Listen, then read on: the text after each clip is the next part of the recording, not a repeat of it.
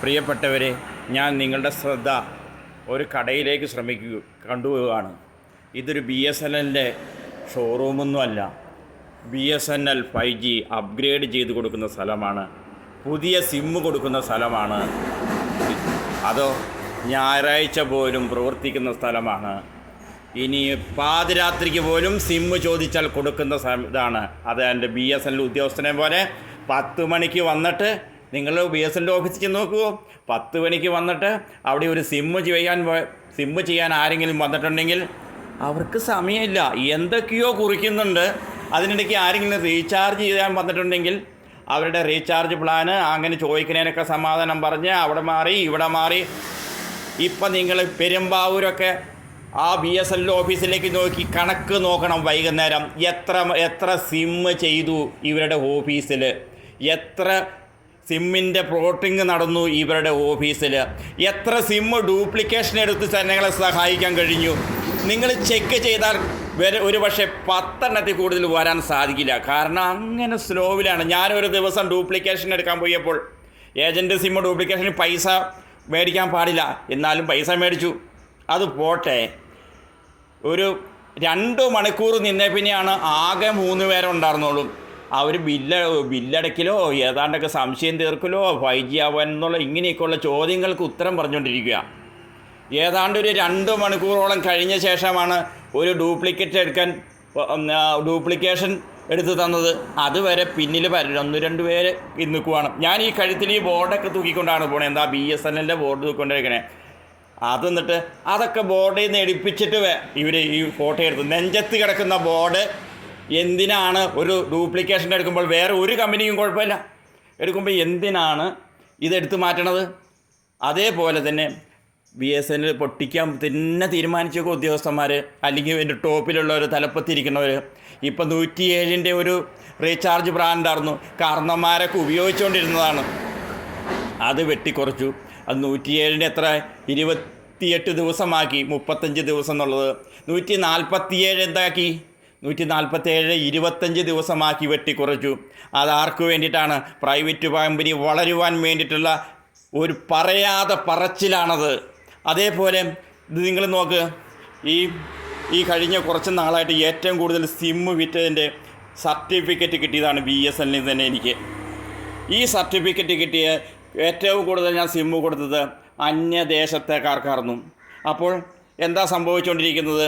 അന്യദേശക്കാർക്ക് സഹോദരന്മാരെ പോലെ നമ്മൾ ഇന്ത്യക്കാരെല്ലാം കണ്ടെന്ന് അവർക്ക് വേണ്ടിയിട്ട് ഞാൻ സിമ്മ് കൊടുത്തു. ഇപ്പോൾ ആ സിമ്മ് അവർക്ക് കൊടുക്കാൻ കഴിയുന്നില്ല. എന്താണ്? തമ്പ് വെച്ചോ അല്ലെങ്കിൽ ബയോമെട്രിക്കിൻ്റെ കണ്ണ് വെച്ചോ ചെയ്യുമ്പോൾ അത് റിജക്റ്റാക്കി കളയുകയാണ് ഇവർ. എന്നിട്ട് എന്ത് ചെയ്യണം? എന്നിട്ട് ഈ ആധാർ കാർഡിൻ്റെ ഫോട്ടോയും അവിടെ ചെയ്യുമ്പോൾ അത് ക്ലിയർ അല്ല എന്നും പറഞ്ഞ് അവർ കട്ട് ചെയ്ത് കളയാണ്. അതുകൊണ്ട് അവർക്ക് സിമ്മ് കൊടുക്കേണ്ട പരിപാടി നിരോധിച്ചേക്കുവാണ്. നിരോധിക്കുന്നു. എറണാകുളം ഓഫീസിൽ നിന്ന് വിളിക്കും. എന്തിനാണ് വിളിക്കണേ? ഈ ലോക്കൽ ID കൊടുത്തേക്കണത് ശരിയാണോ എന്നറിയാൻ. ശരിയാണെങ്കിൽ അവൻ്റെ പേര്, ഉദാഹരണം പറഞ്ഞിട്ടുണ്ടെങ്കിൽ ഈ അന്യദേശക്കാരുടെ പേര് നമുക്ക് ഓർത്തിരിക്കാൻ പറ്റുമോ?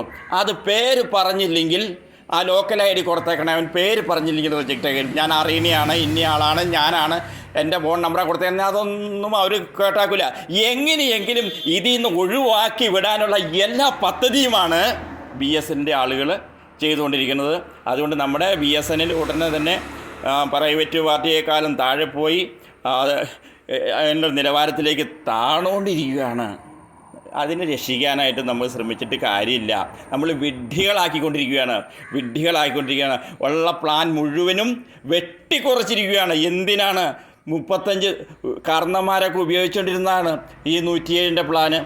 അത് 35 ദിവസമായി ഉണ്ടായിരുന്നത് 28 ദിവസമാക്കി കുറച്ചിരിക്കുന്നു. 147 അല്ലാത്തവർ ഉപയോഗിച്ചുകൊണ്ടിരുന്നവരാണ്. അത് ഒരു മാസമുള്ളത് 25 ദിവസമായി വെട്ടിക്കുറച്ചിരിക്കുന്നു. എന്നാൽ പിന്നെ ശരിക്കും കിട്ടുന്ന വോഡഫോൺ എയർടെൽ ഉപയോഗിച്ചുകൂടെ എന്നാണ് എല്ലാവരും ചോദിക്കുന്നത്. ഇപ്പോൾ എല്ലാവരും തിരിച്ച് എയർടെല്ലിലേക്കും വോഡഫോണിലേക്കും പോർട്ട് ചെയ്തുകൊണ്ടിരിക്കുന്നു. BSNLൻ്റെ തലപ്പത്തിരിക്കുന്നവന് സന്തോഷമായി, അവൻ ഇച്ഛിച്ചത് നടന്നു എന്നുള്ള സന്തോഷം. നിങ്ങൾ പ്രതികരിക്കേണ്ട സമയമായിരിക്കുന്നു. അതേപോലെ തന്നെ 4G 3G മാത്രമുള്ളപ്പോൾ 5G റെഡി എന്ന സിമ്മും കൊടുത്തുകൊണ്ട് എന്ന സിം കള്ളമാണ്. അവിടെ തന്നെ പറയണത് 5G ഇവിടെ എത്തിയിട്ടില്ല. എന്നിട്ട് സിമ്മും പോസ്റ്റും മുഴുവനും 5G റെഡി എന്നാണ്. ഇവിടെ ഞാൻ കാണിച്ചു തരാം. ഇവിടെ തന്നെയുണ്ട് 5G റെഡി, 5G റെഡി എന്നുള്ളത്. 5G ready, 5G ready, 5G ready, 5G ready, 5G ready, 5G ready എന്നുള്ള പോസ്റ്റാണ് വിളമ്പിക്കൊണ്ടിരിക്കുന്നത്. ഇങ്ങനെ കള്ളം മുഖത്ത് നോക്കി എല്ലാവരും വിളമ്പിക്കൊണ്ടിരിക്കുന്നത് അവർ കള്ളം ചെയ്യില്ല എന്ന് ആര് പറയുന്നു? അവിടെ തന്നെ കള്ളമല്ലേ. ഈ കള്ളം ഇങ്ങനെ എഴുതി വെച്ച് വിൽക്കാൻ കൊള്ളാമോ? സത്യമാണോ അത്? നിങ്ങൾ പറയൂ, സത്യമാണോ അത്?